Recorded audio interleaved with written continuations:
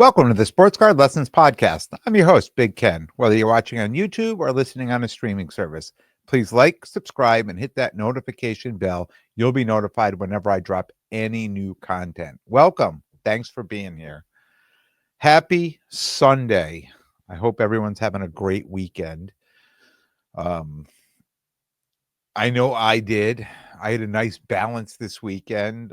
Went to trade night Friday night. All family day, Saturday, day and night. And then today, Sunday, I set up at a local show. And I got home in time to catch the end of the Chiefs game. A little worried about the injury to Mahomes. It didn't look, I mean, he was on the sideline. He was limping off at the end. You know, it didn't look that bad, but enough that there was a limp, and it got me worried. And for me, my timeline, it only happened 20 minutes ago. So I haven't heard any updates yet. So by the time you hear this, there may be plenty of updates, but nothing yet for me. I know the Bills Detroit game is going to be a great game, so I'm going to get through this and I'm going to get back to watching that game. This weekend is the first weekend of the fantasy playoffs. So if you're in it, congratulations. I know there's so many different formats. I made the playoffs in 6 of 8 leagues. 2 of the leagues I have a bye. 2 of the leagues I ended up in the top 2, but that one is like a 1 versus 8, 2 versus 6, that type of thing. So it's like everybody can get in the playoffs in some of these, which is, I guess you should say, oh, if you're at the top, why are we letting all these people in? But if you're at the bottom, right, and you're saying, man, I'm glad that they, the 6 teams or 8 teams are getting in the playoffs so you can make it in. And you hope you finish strong. I mean, that's the goal, right? It doesn't matter. It's like anything else. It doesn't matter how well you do at the beginning, right? Fantasy has been crazy these last 2 weeks with just players going off 30 points, 40 points, 50 points, right? It goes back to the old saying, the old poker saying, a chip in a seat and anybody can win. And it goes the same with fantasy. All you have to do is make the playoffs. All you have to do is make the playoffs in fantasy, and it's like a brand new season come the first week of the fantasy playoffs. And if you've done your work and if you put the right people, in the right place on your team, and you worked that waiver wire or traded or did what you had to do, you can make a nice run in the playoffs. I've gotten into playoffs in the 5th and 6th position, and I've won them. So anybody can win. So Friday night, I went to the trade night I talked about in Newtown, Connecticut at Bill and Billy's Sports Cards. Brand new LCS, just opened like a month ago. I've shouted them out a number of times. They had a great turnout. I mean, a really great turnout for a trade night on a Friday night. The place was hopping. So much so that I'm glad. Well, there's a back room there right now, which they're going to be demoing a wall pretty soon. But I was glad that room was there just to, get out of, the main room and the crowd of people that were out front, just to kind of, have a little elbow room and breathe a little. It was nice to see earlier. It started at 5 to see a mom showed up with a couple kids, and parents were showing up with their kids earlier. That 5 to 6, 5 to 6:30. And then as the night rolled on, the older kids were rolling in and adults were coming in, and everyone trying to make deals. Right. It was just a great night. It was great to see Jonathan at Homer Sports Cards and Jonathan, basketball card guy. It was nice seeing both of those guys came down to the trade night. They kind of ducked in the back room with me. We were, going through each other's cards. It was good. It was definitely, it was fun. Definitely nice to catch up, because I don't get to see those two guys as often as I'd like. I felt like this trade night, later in the night, when the older kids and adults were there and going at it, There were a lot of deals that didn't get done. Now, don't get me wrong, because I saw a lot of deals get done, but also a lot of deals that didn't get done. And I was mostly observing um, and listening to the deals that were trying to get done. And I feel like the margins are so slim what people were trying to do, and people were walking away from deals. People are like, oh, okay, I'm all set for just a couple dollars. Like seeing deals not getting done over $3, $4, $5. You know what? I guess it happens, right? It happens all the time. We see it happen at card shows, but I think it happens. It's happening more and more now. And I don't know if it's the time of year. I don't know if it's the where the hobby is at right now. I'm just not sure. I mean, most of the time, and you feel and you've seen this. And if you're in the hobby and you're outgoing, if you're within $20 or $30, you can figure out how to get a deal done. I mean, you're not going to walk away from a deal, especially if you put the work in on the deal for $5 or $10 or $15. You're not going to walk away, and you're not going to let the deal walk away for $5, $10 or $15, right? If it makes sense, if it makes sense both ways, and maybe that's important too. But it feels lately that people just really need to win deals. And it's not even about the percentages anymore. And I've talked about this a couple times, like sometimes if you're working with somebody and working with somebody, say, look, the best I can do is 150, or I'm making that price up at 150. And then all of a sudden they'll be like 145. It gets to a point where you're just like, no, I mean, why do you have to keep, where did the $5 come from? Why did we need to come down $5 more, right? I don't understand that response, and it's becoming more and more of a natural response to people, no matter what. When you say this is the best I could do, people fire back with $5 or $10 underneath that. And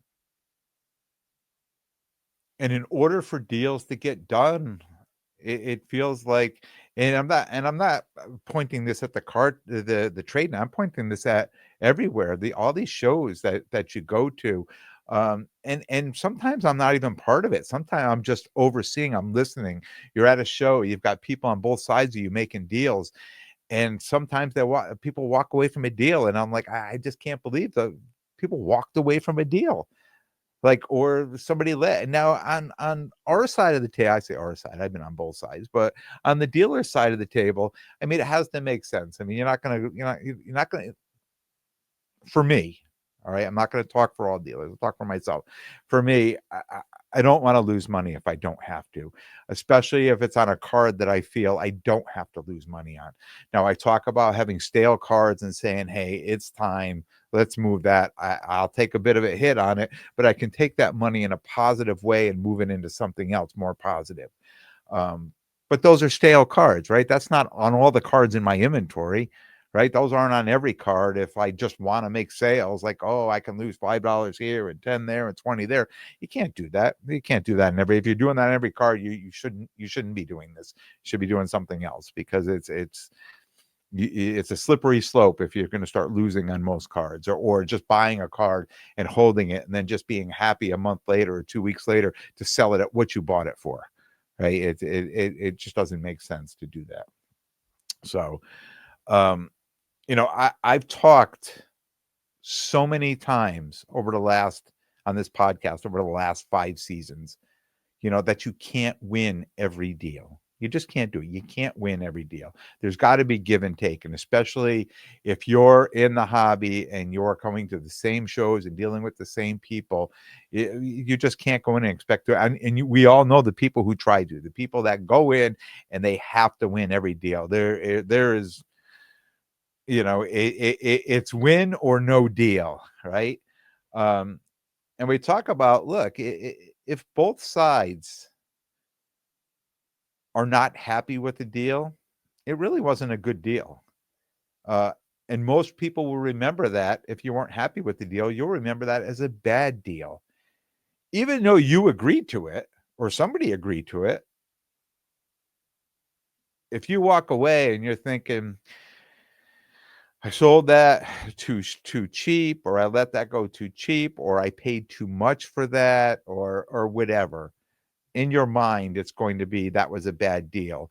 And we as humans, right? We say when we think something was bad and now we remember who it was with, we may think, oh, I don't want to do deals with that guy, or I don't want, or it was a bad deal, or I'm not dealing with him, right? Why? It was most of the time it was our own fault, right? Most of the time it's something we did to say that I don't want to do deals with that person anymore. But it was something maybe we agreed to at one point, or maybe we never got a deal done. Maybe we've worked so hard to get a deal done and they never get done, right? Even a deal that never gets done could be a bad deal, right? Because it just leaves a bad taste in your mouth. It leaves you feeling upset or angry that I wasted all this time trying to get this deal done. And I was the only one negotiating and the other person wasn't, or the other person just walked away because they couldn't win the deal. That also feels like a bad deal. And I've talked about this. You can't win. You can't win every deal. There are people that try to win them all, and you can't blame them, right? But we all know who they are. We see these people coming to the shows, and we see them come to trade nights, and we see them, the same people where it's like they're digging in, and it's they got to win everything. There's no give. There's just take.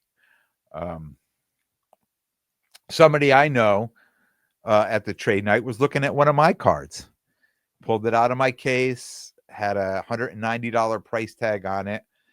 He said, "Wow, this is a really nice card. What's the best you can do?" Now, it's another dealer, right? And these are the funny things when you're selling to another dealer. And this was a card that I just picked up in a lot, a month maybe less than a month ago, right? So I really haven't had a chance to really display it at a show and put a price on it and get it out there, at a show. Um, and it's somebody I know, and I know it's somebody that's just going to take this card to put it in their case. So I said, look, I mean, to me, I take the honest approach with it. I say, look, I got this in a lot of cards. I'm into it for like 150 something. It could be 153, 157. It's definitely under 160. I really haven't had a chance to do anything with it for sale. We're both looking at the last comp at 195. If you want it, you could take it for 160, right? Here I am thinking, kind of doing him a favor, right? Uh, and in that lot, I did pretty well on a couple of those cards, so it was okay for me. I was happy, and again, in my mind, I'm thinking, I'm helping this guy out. I'm happy, I can give him a card, you know, basically what I was into it for. But again, it's a card that will probably sell pretty quick. He thought about it for a minute, and he said, 140. You take 140? What? No. Why would I take 140? Why would I do that? I mean, I just told you what I paid for it. We both know what the last comp is. And again, in my mind, I think I'm doing him a favor, right? And I know. I mean, he said, "Okay, I'm going to think about it." And I know what you're thinking. You're thinking it's 85% of comps. We just talked about that a couple of weeks ago. You can't buy a card at 85% comps and sell it at 85% comps. I understand that. I'm just extending again. I think I'm doing somebody a favor, right? And did I get offended? Yeah, I got a little offended. I shouldn't. There's no reason why I should have gotten offended there. Even though I said this is what I paid for it, and now you've offered to pay me $20 less than what I paid for it, knowing that I just explained to you I only had the card a month. I really haven't been able to put it out in my showcase. And I was completely upfront and honest with you and told you what I paid for the car. That card wasn't the that card wasn't the part of the lot that I was digging into when I bought the lot. That was the card I said, yeah, I could be at 85% comps on that. I can be at 85% because these are the cards over here that I really want that I could do so much better with, right? So, look, you want the card, I can move it to you. And a- after I thought about it that night and I was driving home, I thought to myself, there's no reason for me, there's no reason for you to be offended. Like, there's no reason I should have thought that way. But in my mind, I felt I was a little offended, being completely honest and upfront. So, from my point of view, I'm saying, hey, I'm going to give you a deal. I'm offering you a deal. But on paper, it doesn't look like a great deal. But in reality, in my mind, it sounds like a great deal that I'm offering out, right? Um, but maybe from his viewpoint, no. Maybe he's thinking to himself, I don't care what you paid. Like I need that. That's the $20 I'm going to make right there. I'm going to take it for 140. I'll sell it for 165, or the $25, whatever it is. Uh, and it basically came down to saying, you know what, it's a great card. I'm not going to lose money on it. I think I could move that card for exactly what I paid for it. Now it's a rookie, not a it's a rookie card of a quarterback that Justin Herbert, that's doing very well, right? That is chasing. He's in the playoff hunt right now. That card may have the opportunity to go up, but even if it doesn't, it's still a great card. It's still a great card. So in my mind, it's a deal that didn't get done, but it was almost, a little irritating to me, and it felt like it was a bad deal. But then as I'm driving home, I'm like, it's really not a bad deal. But this is what we think. This is what happens at these, with some of these deals. This is the psychological part of the deal. Sometimes we think we're offering somebody a great deal, and from their vantage point, they're like, no, that's a terrible deal. I don't know why you would even think that's a good deal, right? Um, Most of the time, the people that I know, that I'm in the hobby with, it's hard to buy and sell cards. It's hard for me to buy cards from them and sell cards to them, because we're all doing the same thing. We're all. I mean, sometimes we think we could sell that card better than the person who owns it, right? Um, I do a lot of buying and holding cards, where I think it gives me somewhat of an advantage if a card goes up, but it could be somewhat of a disadvantage too if the card goes down, because then it ends up in a box somewhere until the value goes back up again, as long as I have other things to sell. And I think that's kind of how I get through that, because I'm like, oh, the price on this card is way down. Throw it up on the shelf. Why? Because I got a whole box of other cards I can put in my case. And sometimes I forget about those cards. Sometimes all of a sudden somebody's doing really well, and I'm like, oh, don't I have a couple of those? And I start go looking, and then I'm like, oh, let's go. And then I get excited and I find these cards I forget I have. But uh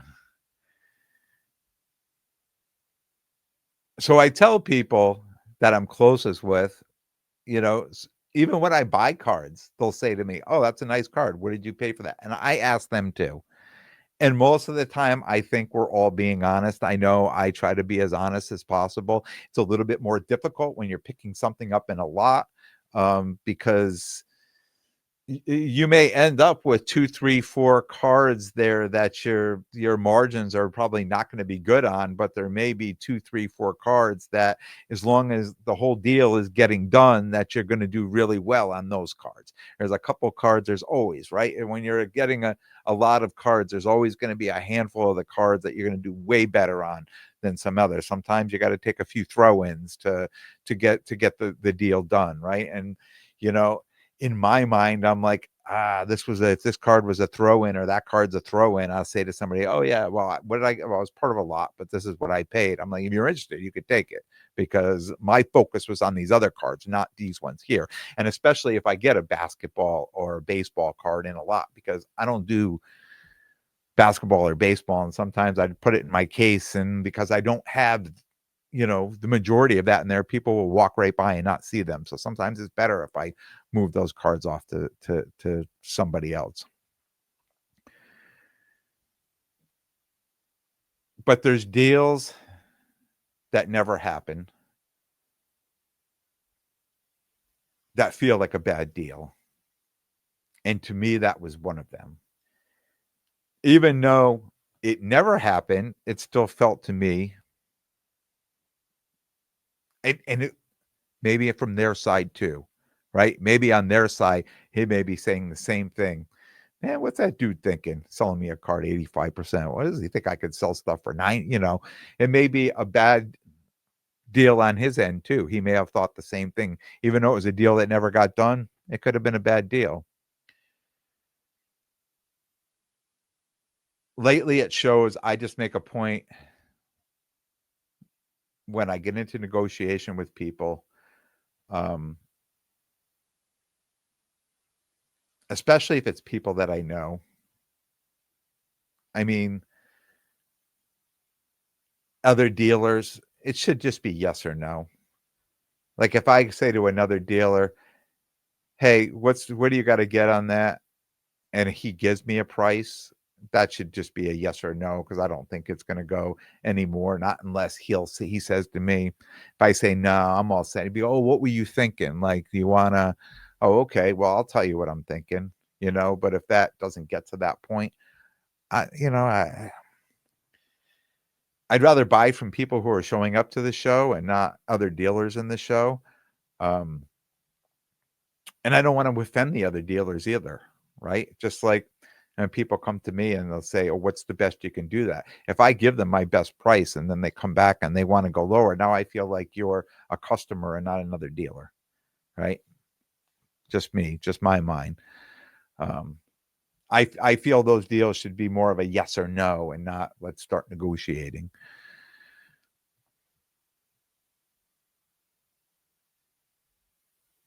At a lot of the shows now, once I have a price on every card in my mind. So as we start to negotiate, and a lot of people will know if you've been here long enough to know that I don't like these long drawn out negotiations. After a few minutes, I'm done. I'm done with that. Especially if we're talking about one card or two cards. After a few minutes, I'm done, and I'll be like, "Look, this is the best on my."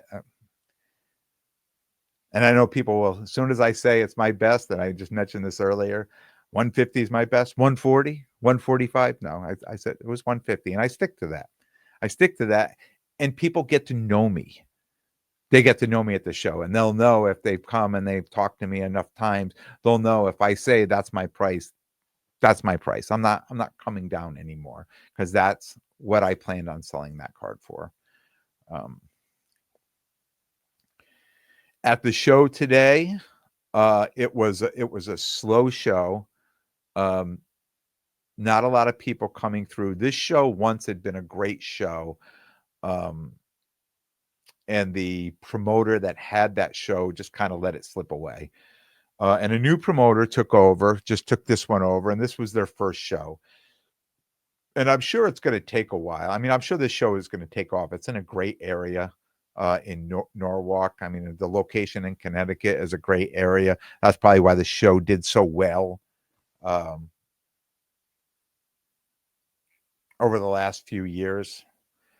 Um, and it's just going to take a while to build this show back up again, get it back to where it was.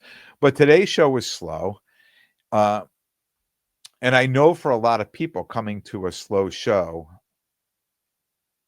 they feel it's an opportunity to get a few steals.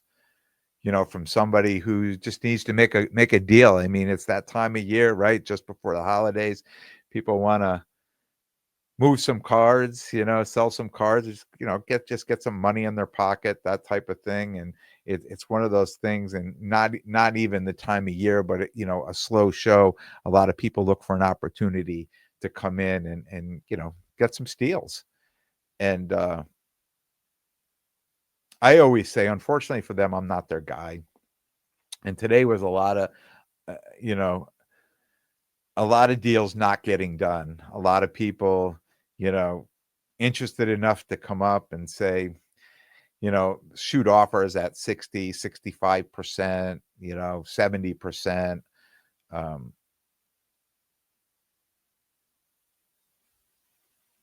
a lot of lowballing, a lot of lowballing, a lot of no, I'm sorry. I know where it's coming from. And if I was on your side, if I was on that side of the table, I'd probably be doing the same thing.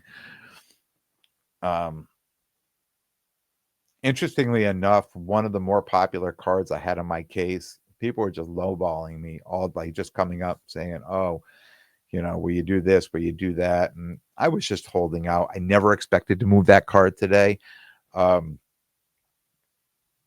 and probably midday, somebody came in and said, "Oh, wow, that's a great card." And they shot me out an offer that was above what my low was on that card. Sold. Thank you. Appreciate the deal. And for them, it was still a great deal to buy that card. Um, if I was one of those people that was worried, needed to put some money in my pocket, that card would have went for a lot less earlier in the day. I do, however, on the flip side, admire the kids, that show up with the hustle, trying to get these cards. Um, but they know enough to accept the yes or no answer. They know they're lowballing. They know that the answer is probably going to be no to their offers. Um,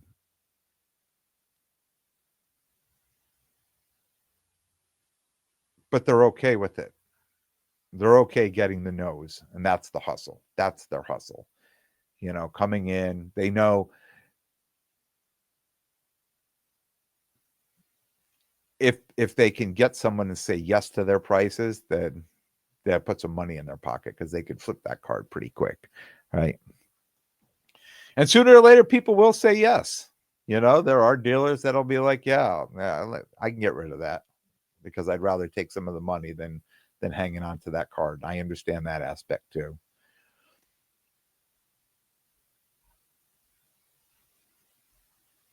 It's the end of the year. It's that time of year, right? People are only spending money on great deals, easy flips, fast money. I understand that hustle. This show today, my second to last show of the year. I have a Friday night show coming up the Friday after Christmas.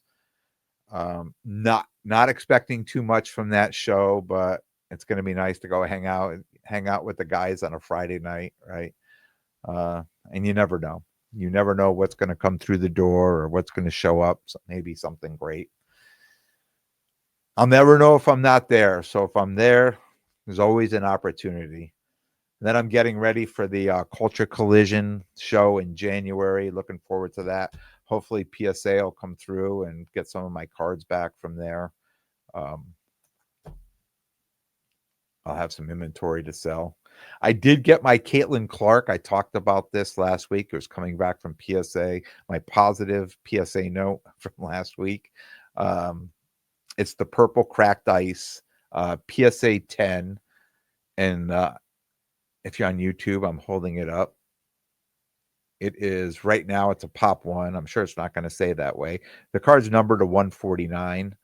So I'm sure some more are going to show up at 10, but I'm still happy to have the first one. I also had a package delivered this week with cards I purchased from a Facebook group. And I don't know if this has ever happened to you, but I forgot about it. So I purchased them at the end of the week before last. I purchased them, and it was coming from somebody in Ohio, and they had a snowstorm. And she messaged me and said, "Look, we're snowed in. I'll get to the post office next week." I said, "Yep, no problem." So I forgot them. I've got so much going on. So when the package showed up, I thought it was something else, and I threw it on the desk, and then I moved it to another desk, and thinking in my mind it was a card that I purchased to get autographed Tuesday night when I go to the basketball game.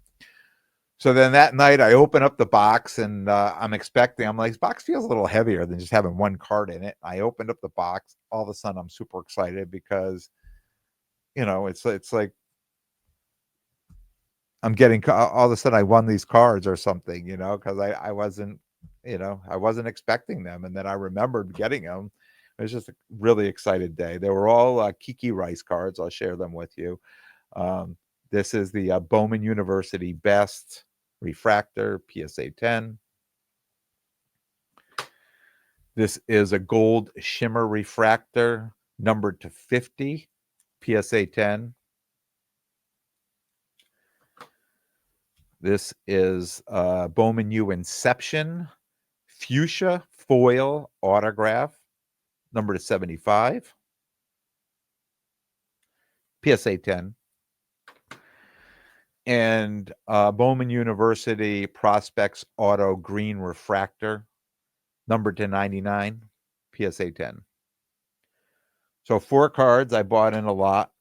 Super excited to get them. The girl gave me a super deal on them. And right, still the number 1 team in the country. And she's one of the 2 top players on the team. Super excited to have those. I'm getting excited. I just talked about that doubleheader basketball game at Mohegan Sun on Tuesday night. I'm getting excited for that. I've got some cards to get autographed. I appreciate the comments that have been coming in about getting the autograph. All great, valuable information that I'm definitely going to use. I appreciate everybody who sent the comment of things I should think about and things I should do. Because some of the stuff I hadn't even thought about. So appreciate those comments. Not sure if that game is televised, but I will be front row where the players come in and out. If it is, look for Big Ken. That's all I got for you today. I'll be back later in the week with a brand new episode. I want to thank everyone for tuning in. And if you like what you hear, please definitely subscribe. And most importantly, tell a friend and spread the word. Until next time, take care of yourselves and everyone around you.